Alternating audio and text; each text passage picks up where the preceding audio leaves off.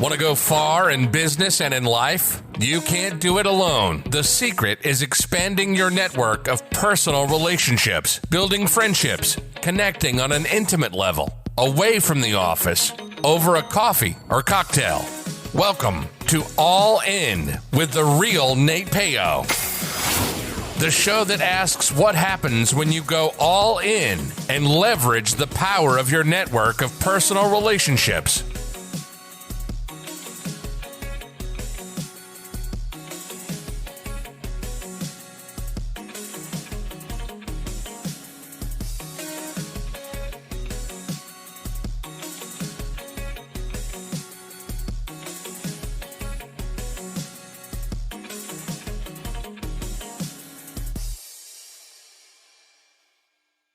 From author Donnie Bovine comes the book, How to Be a Success Champion, available on Amazon. After years of living other people's dreams, author Donnie Bovine decided to jump out on his own and start a business, thinking it would be easy. Instead, he had a rude awakening and quickly understood that he had spent 20 years being an employee and had no idea how to be a business owner. His business was tanking, and he was on the brink of losing everything when he decided to fight for business freedom. In this must-read and life-changing book, author Donnie Bovine shares with readers his story intermingled with lessons learned from his mistakes and his failures. In How to Be a Success Champion, you will find advice the author received from mentors and how he went from zero to a six-figure business. The author walks you through the steps of how to get out of your own way, how to play the game of business and win, find your strengths, how to network effectively, how to build a personal brand, how to create champions for your business, how to get great at sales, how to take complete ownership of you and your business. How to Be a Success Champion from author Donnie Bovine, available on Amazon in both Kindle and paperback editions. Order your copy right now. It makes a great book for corporate events too. How to Be a Success Champion from author Donnie Bovine, available on Amazon. Hello. Welcome to the All In podcast with Nate Payo. Of course, I am your host, Nate Payo. Today, my guest is Tonya McKenzie, founder and principal of a PR brand and leadership consultant firm called Sand and Shores, located in Southern California. Tonya also holds several leadership positions advocating for the small business and professional communications community. She's on the board of directors of the Redondo Beach Chamber of Commerce, the president of the North Redondo Beach Business Association, vice president of Black Public Relations Society of the Los Angeles chapter. She serves on the board of the Redondo Beach Police Engagement Board and was recently appointed to the city's Crisis Council. Welcome to the show, Tonya. How are you? Hey, thank you for having me. And I'm good. With everything else going on, yeah, amazing. Yeah, great to hear you and having you come on. So you're very, very active in your local community. Were you always that way? Did you grow up in the area, or did you just like jump right in and say, hey, I live here now and I better make the best of it? I live here now and I better make the best of it. But what I've learned over time, because I am a habitual complainer, is when you want to see change and you want to see things done, you should probably be playing a role in that change. So let me see, about 13 years ago, 14 years ago, I lived in Northern California, a city called Oakley, California, and it was a town becoming a city. So, there's a lot of things that needed to take shape. And instead of complaining, I just kind of jumped in and what do you need? Getting active in regards to their Chamber of Commerce, the city, infrastructure, things that were going on for the youth, and started becoming a lot more acclimated in regards to the process for how you make change in a city or a county or even a state. Mm-hmm. And you're right. Like if you want to fight City Hall, they always say you can't fight City Hall, right? But if you want to make changes in your community, it starts with getting involved with the organizations that have a lot of impact. The Chamber of Commerce is always usually a place for change and impact. The Police Engagement Board, I guess, is another place where you're going to have a lot of say in how the community views the local law enforcement. But you can make a big difference, a big impact by supporting these committees and getting people also to get engaged in the I guess, the issues that you have an interest in, and how it serves their community too. So it's definitely a good place to get plugged in, a local community. When I first moved here, I was, told by a friend of mine that also lived here. She said, and I hope you don't mind me being blunt and open about this, but she said, she was like, I think your police department is pretty racist, and so you should be careful moving here. And I was like, well, okay, let me see, because the decision was already made to move here. So I wanted to find out exactly what I was dealing with. And another thing that I've learned growing up is you can't get answers unless you ask the questions. Mm-hmm. So I remember our police department had a coffee with a cop when they were a new thing coming up. And I went to the coffee with a cop and I talked to the officers that were there. I was just like, hey, this is what I heard. Mm-hmm. And I think what I learned in that moment is, even if you're afraid to ask, because don't get me wrong, asking somebody with a gun, are you racist? Please don't shoot me. That can be a little awkward. But what you learn is you don't get answers unless you ask the questions. And once mm-hmm. I asked him, his name was Mike, and he was an amazing officer. We became friends. We opened up that dialogue. And we were able to kind of see where each other was coming from. And he said, before the conversation was over, he was like, we don't even here in Redondo Beach, if someone calls us and just says something like, oh, I see this black guy walking down the street, we let them know, if he's not doing anything, you're wasting my time. Like, we don't mm-hmm. do that.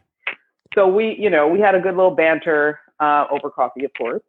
But at the end of the day, you just learn that you can't really be afraid to ask the question, right? Yeah, there's people out there in the world that are be dishonest and deceptive, but you got to start somewhere. And asking for the information that you want is usually that place. So even with making change in a community, if you don't know, do the research. Mm-hmm. Because every city has evolved from something. So you find out, like, where did this come from? Why did we start doing this? Why are these streets so narrow? Or whatever the case may be. How do I get a light put here because the kids walking to school, it's unsafe? Any of those things, if you ask the right person, they'll answer or they'll direct you to somebody that can. So that's mm-hmm. just kind of where I got started.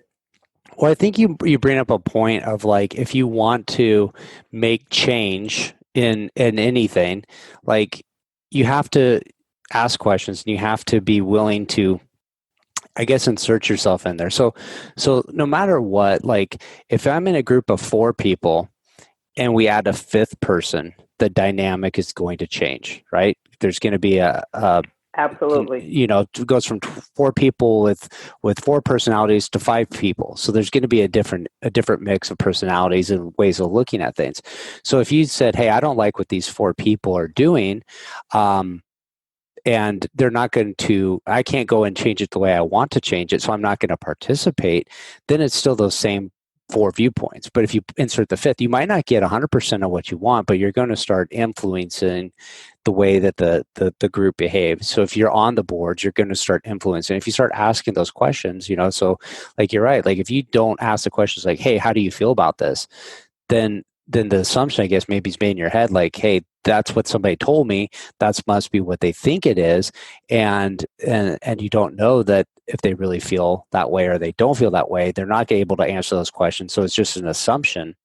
But when you do ask those questions, regardless of what the answer is, you've now impacted the way people feel about it. And then you start inserting yourself into serving in the community. You're going to be able to voice your opinion. And I think it also influences other people to who are inspired to make a change to also participate. So if, a lot of people see, hey, you're making a difference. I like what you're doing. I could help you make a difference too. I'll get plugged in. I'll get involved. And then slowly, the dynamics change and it starts becoming a different animal, a different community, but it doesn't happen overnight. And I think we have to start getting to a place where we are not okay with just interpreting what we think someone's intentions are, right? Mm-hmm. Because I don't know your story. And most people's decisions or the things that they do are based on their life experience. So unless you're going to have a conversation with someone and really find out what was behind what they said or what they did, it's really dangerous to try to interpret someone's actions or comment if you're not also going to be open enough to ask, right? Mm-hmm. So I can't just assume everything that's done this way is because I'm Black, or everything that's done is because I'm a woman, or what. Ask. They Mm-hmm. may have a good reason. And I found myself in a situation where I just assumed someone did something because of one way or another. But the truth of the matter is you never really know until you ask someone, because life experiences shape the way other people kind of move and shake in the world. So we have to stop being so afraid to ask the questions, mostly because we're afraid of the answer. But I've also been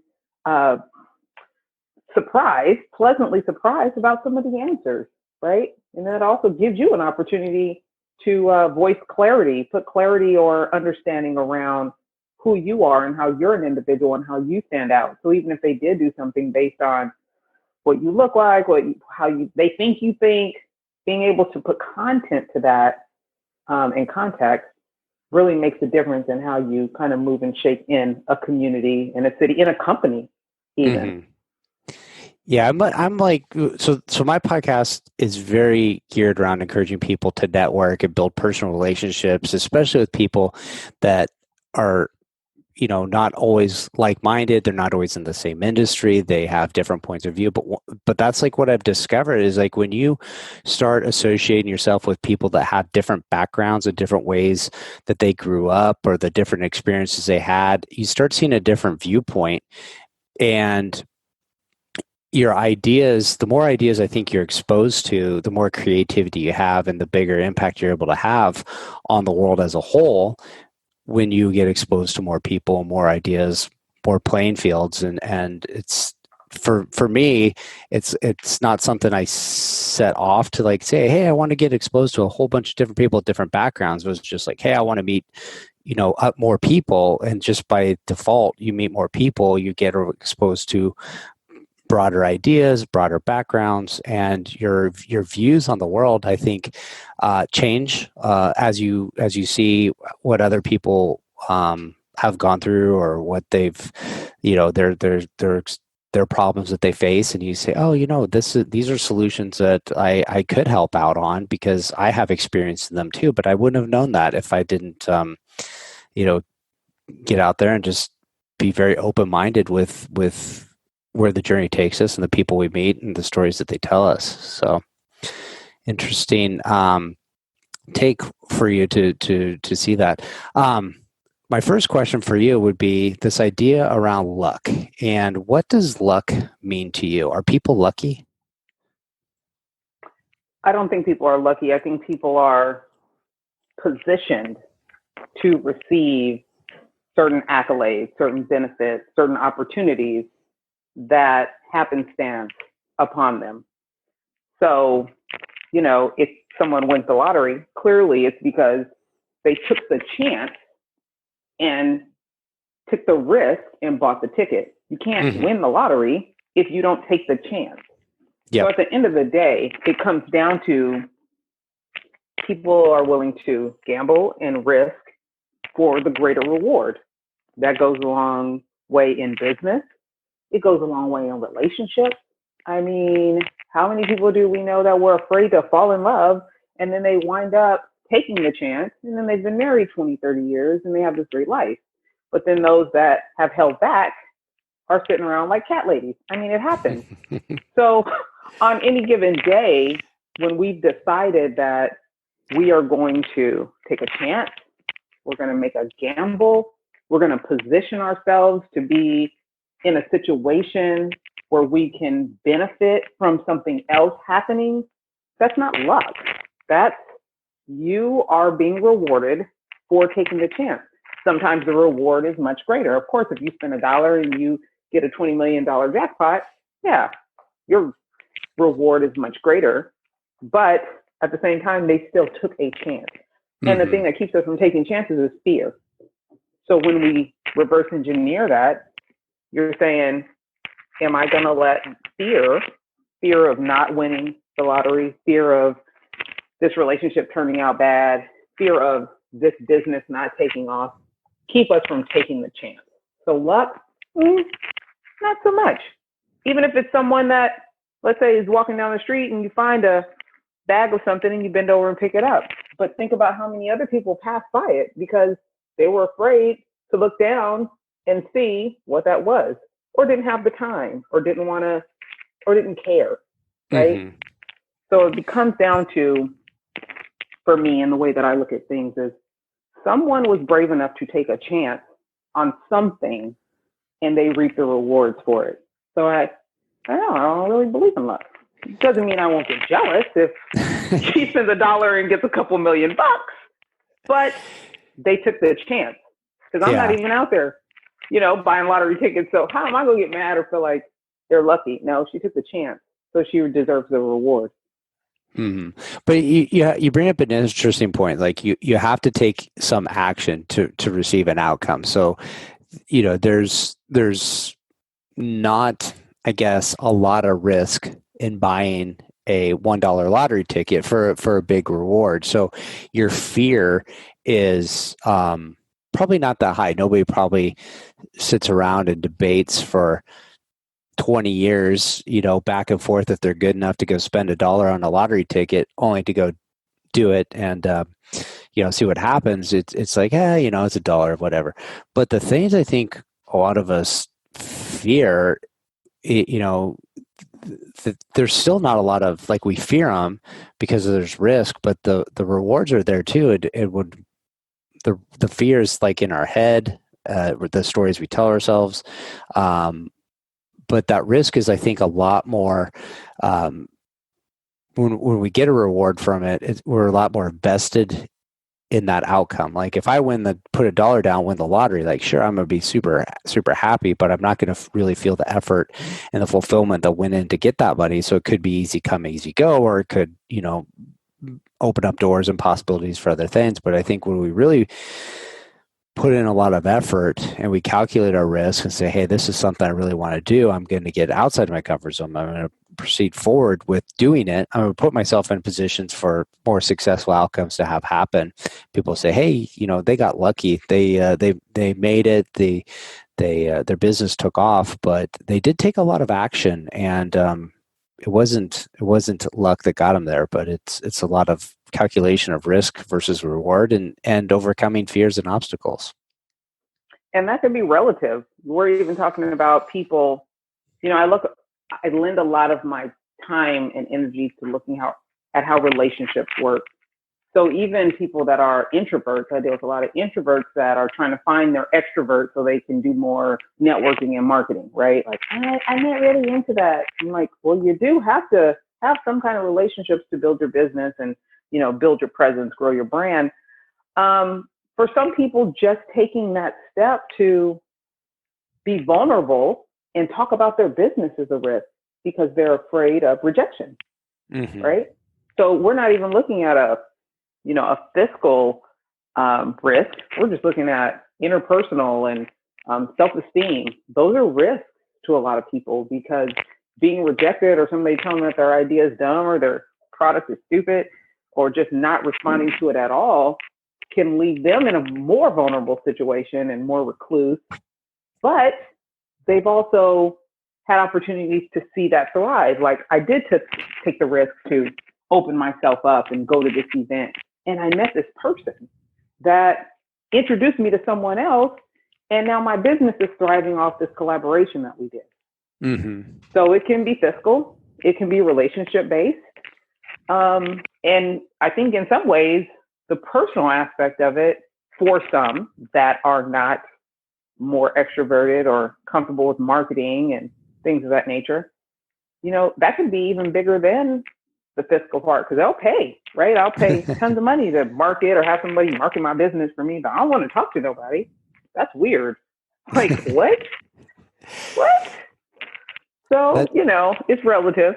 Yeah, that's funny you say that people would drop a whole bunch of money on something just because they don't want to talk about what they do and who they are. But you work a lot with people and their branding and, personal branding is a big trend right now. It's other ways people describe it as your reputation or your resume of who you are. But how do you talk to somebody that says, hey, I need help with branding, but I don't want to put myself as the face of the company? What are some of the things you work with people to overcome that?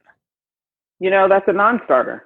And I have to be honest about that because I've tried to do it all. As a professional, you want to be able to say, I can do it. But the truth is, I can't be more excited about your brand or your product than you are. Mm-hmm. So this is a partnership. This is a collaboration. I'm going to need for you to agree to do certain things that I can't do. I cannot be the face of your business. You have to be that. So it's really setting up a level of expectation for them to understand. Like, I can be your cheerleader all day, but you have to embrace this and make sure that it is a part of you and who you are just as much as I do, if not more, because I can't be you. Like, I really encourage people to make sure that they are a part of their brand. Like, something about them should be fueling whatever it is that they're selling or whatever company it is that they're promoting. And I can't be more excited about it than you are. So if I am excited, you're going to have to step it up because this is your win. Like, that's your win. And I'm good at helping you boost that, but you have to embrace it. But that's also where there's an opportunity to make sure that your branding is authentic. It's authentic to you, who you are and what's important to you. That's also why telling your story is important, and it should be a part of your brand. Like, how did we even get here? What is this? And that's how they stand out. That's how you stand out. That's how you're able to communicate it, one, to the media, because of course that's the most authentic way to grow your brand, is being able to tell your story and have it connect with other people. And that's our common cause, is that human connection piece. So really, it's almost a level of coaching when you agree to do that. So it's hard to see people that are just like, yeah, I can do everything. No, you can't. Because you can't sell anybody better than they can sell themselves. You have to make sure that it's a partnership, that we're all bought in, we're all on the same page, and that your story is what's driving the business. So working with them to make sure that that happens. Because if it's just, it's just my company, you need to go out and sell it. I'm not a salesperson. I can help you tell your story and connect to the media, but we really need to nail down why this is important, why it's significant. And then looking back at the storytelling part of it and what's so unique about you and your story and your product, that's where the meat and potatoes is for me, is coaching them through that part and embracing it and making sure that I complement what they're bringing to the table. I can't take over. It just doesn't feel right to the consumer, and they eventually get that. It's funny you talk about, like, getting somebody else to go represent you. When I was first getting started with networking, which was 10 plus years ago, I had this business and I would have to go. Why did I have to go? I would say I need to go to, like, the chamber mixers, and if you're introverted, they're intimidating, because you go there and you're like, hey, there's a couple hundred people at this event, and who do I talk to? And am I going to get stuck chatting with somebody that has nothing to say, and it's awkward conversation? And so, like, you get stressed out, and then you meet somebody that's really outgoing, and you think, hey, wouldn't it be great if I just had this person go to the events for me, and they can drive awareness around your brand, and bring in the sales, and I can focus on whatever you deem to be more important than taking care of the brand and taking care of the company's image and selling. So you bring this person in, and they do a good job of meeting people, but you're right, they're not you. They don't take the business as seriously as you do. When it's quitting time, they go home. They don't make those extra phone calls to make sure that everything was taken care of. They don't always follow up the way you want them to. They're good at meeting people, but they're not good at closing the deals, or they're not good at representing the brand the way you want to. And then in reality, people, I think, want to know who you are as the owner of the company. They like conversing with, like, hey, I know this person, I like them personally, I feel like if there's a problem, I know who to call. and they're going to take care of it for me. Like there's something about that. You don't always have to be Mr. Extrovert, gregarious, knows everybody, everybody knows who they are person to be successful at personal branding. It's really just coming to terms with who you are and saying, hey, I'm this person and this is me and this is how I represent the company, and showing a little bit of relatableness and authenticity. So it's definitely true there. It's definitely a know, like, and trust factor in growing your brand. If they don't know you and they have the opportunity to know your competitor, chances are they're going to go over to your competitor because they're a lot more transparent, right? They're a lot more accessible. You have to be accessible in order for people to get to know you. So if you're closed off and you're kind of secretive and you're like this illusion behind this brand, and your competitor comes along and they're transparent and they're open and they're out there with you, there's a lot to be said about how that reflects your brand awareness and your brand loyalty. People are going to deal with who they know, like, and trust. Even if you're not perfect, right? So you can have let's say two car repair places, and one isn't always right, but you see them, and when things aren't right, you talk to him and he's like, cool, I'll take care of it. Just bring it back. That was a conversation. You're accessible, you're likable, and he trusts you. He's going to bring it back. Compared to somebody, maybe that always gets it right, but you ain't never seen this guy. He just has his rep out there sometimes.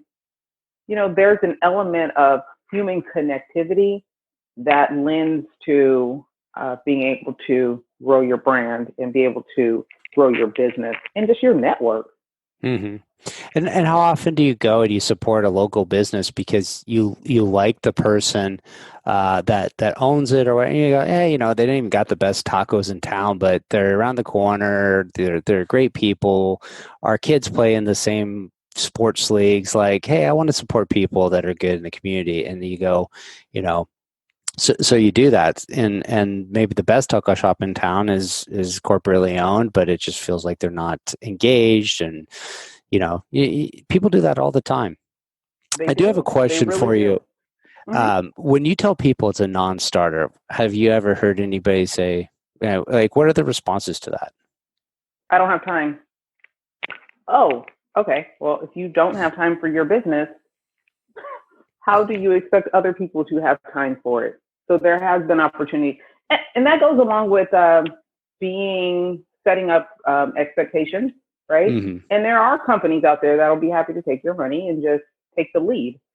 But then you also don't have as much input, right? Yeah. If you're like, I'm here, take my money, go grow my business, they're not trying to hear from you. You're going to get the results that we give you because you're not even participating in this process. So maybe that's also the difference between PR and marketing, because I need to know your story with public relations. I need to be able to know what's important to you, know how you would react in certain situations.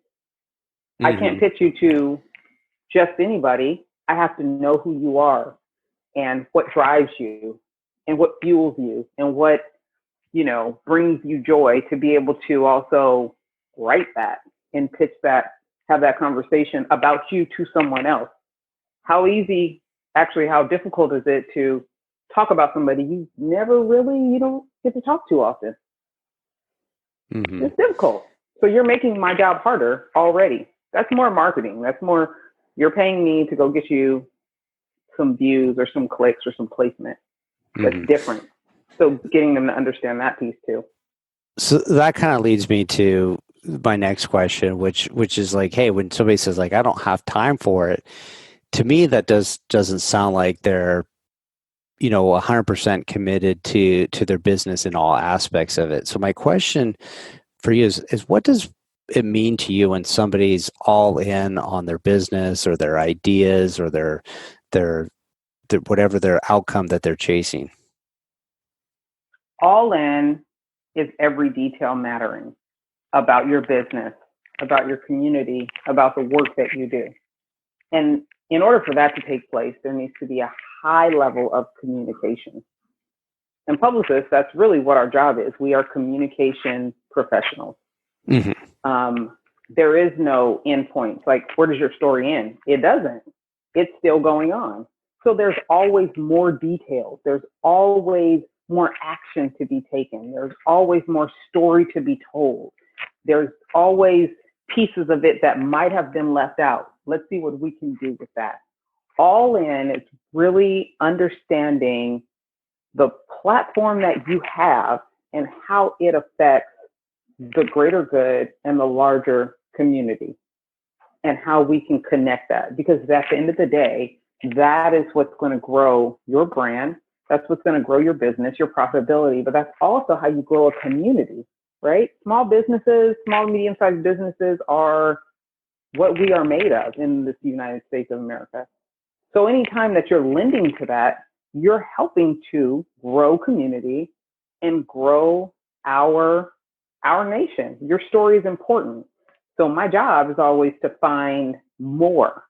And that requires conversation, communication, always being interactive, feeling where there's gaps, things that you don't know. So you're not leaving things to be interpreted. You're telling the story. I'm trying my hardest to make sure that you understand who I am, or who my client is, or who you are, or why this podcast is important, how it contributes to the greater good, and always being unafraid to ask the tough questions and have complex conversations, because it simplifies things. When you understand, all in is being unafraid, being clear and open with your communication and your story.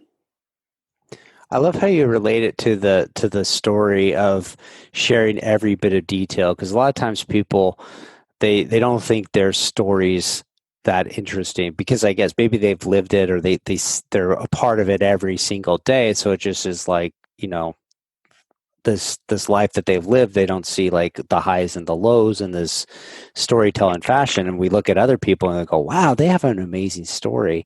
So I think you're right. Like, having somebody like yourself that helps you draw out your story of like, hey, this is what people will relate to. This is these challenges you face. This is how you overcome them. This is, reflects your values and how you instilled in the community. This is how you've impacted other people's lives. And then all of a sudden, as a person that's being told that, you're like, hey, I am kind of an interesting person. I do have a story to share. And and like, oh, now I'm not quite so afraid to be the face of my company. So I love your take on that there. The thing is, real quick, I think as a society, we've gotten so fast moving, and we just go and, people are talking and we act like we're listening, but we're not. And we respond, we listen to respond. We don't listen to hear, right? So my job is listen to hear and pay attention to what you're missing. And I've had so many conversations where I'm letting them tell me their story. I talked to a young lady this weekend about her book, and she's telling me the story. And I start asking questions that no one's asked her. She gets emotional about it. Yeah, absolutely. You write that book, because there's somebody that can use those pieces that you thought were insignificant. There's somebody that needs what you're saying. So all that being said, when we are better listeners and we're listening to hear and we're not just listening to respond, we come out with such a greater impact. And also letting them know that I heard you, and that is huge. Like, you might have missed it in your own life, but I know somebody that needs exactly what you just said.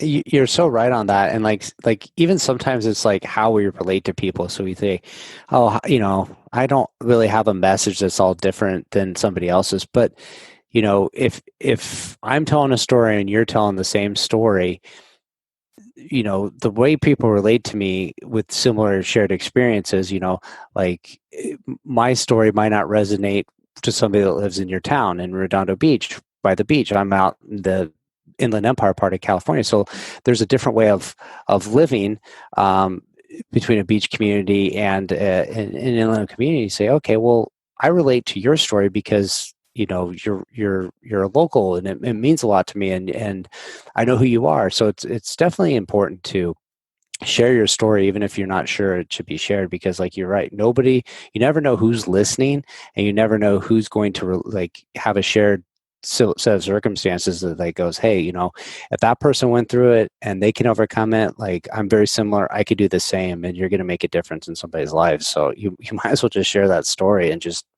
be confident that somebody somewhere is going to relate to it. Absolutely. Definitely agree. So if you're describing, you're talking details, who is the person that you really work the best with? Like what do they, who is that person at home listening to this show and says, hey, I want to work with Tonya? Where are they at in their life, their career, their business, where they're going to find the most value to work with you, and you're going to find the most value working with them? The person that I work best with is the one that's looking to make an impact, that's really looking to make a difference, grow their career, increase their leadership. Leadership is a very abstract word to some, but for those that have been striving for it and haven't been able to attain it, that is the person that I'm looking for, because they're open, right? They're open to ideas. They're open to knowledge. They're open to avenues that will lead them to the leadership position or the leadership opportunity that they've been looking for. So, anybody that's looking to really be newsworthy and knows that they have a story to tell that is life altering, but not sure how to do it, that feels like they can take a company to the next level, but they haven't been recognized. Those are the people that are open to maybe some suggestions, maybe some new ways of doing things, some tutelage that can get them to the next level. And I surround myself with winners, not because I'm a winner, but because I'm still trying to be a winner. Wherever I'm at, I'm not where I want to be.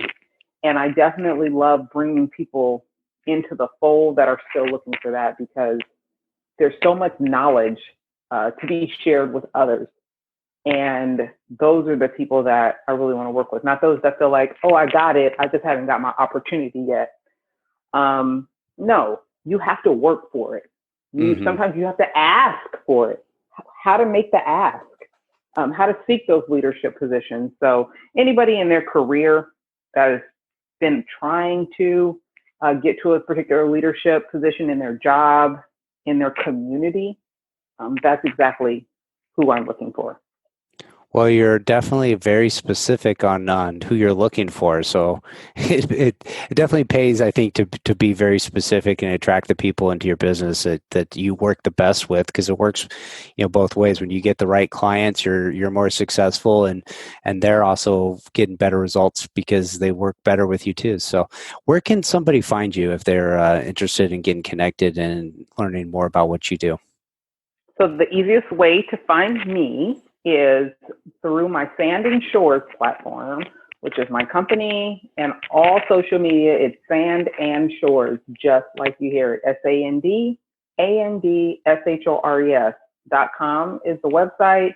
Twitter, LinkedIn, Instagram, I'm there. Personally, if you just want to laugh about something, it's Tonya McKenzie PR on Instagram and Twitter.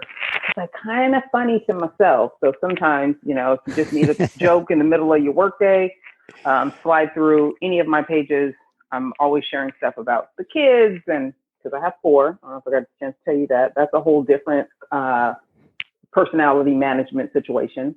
But in business and just in culture, in our culture now, you got to laugh at things or else you're going to cry for the most part. So I try to make sure I keep it light, and we just have some laughs, Yeah, I think those are some of the best accounts to follow, where you're like, hey, I feel it's light, it's humorous, but there's also like some serious side to it, and you relate. You're like, hey, I struggle with that same challenge too, and I can relate, and I find it humorous. And then there's, I think, a little bit of barrier broken down. You're like, this is somebody I could go grab a coffee with. This is somebody I could hang out with. So cool. I encourage everybody to get out there, connect with Tonya, find her on one of these platforms that works best for you. All the links that she talked about, they'll be in the show notes, so you can go there and get connected. But definitely had a great time chatting with you, Tonya, and looking forward to see what you're up to and where you take things. Same with you. I'll definitely be keeping up with you. I appreciate the time. No problem. Thank you so much for coming on the show. We'll chat soon. Absolutely. Have a good one. Yep. Make sure to visit our website, therealnatepeo.com, where you can subscribe to the show on iTunes, so you'll never miss an episode of All In. While you're at it, if you found value, we'd appreciate a rating on iTunes, or if simply tell 2 friends about the show. Looking to connect? You can find Nate Peo on LinkedIn or Instagram.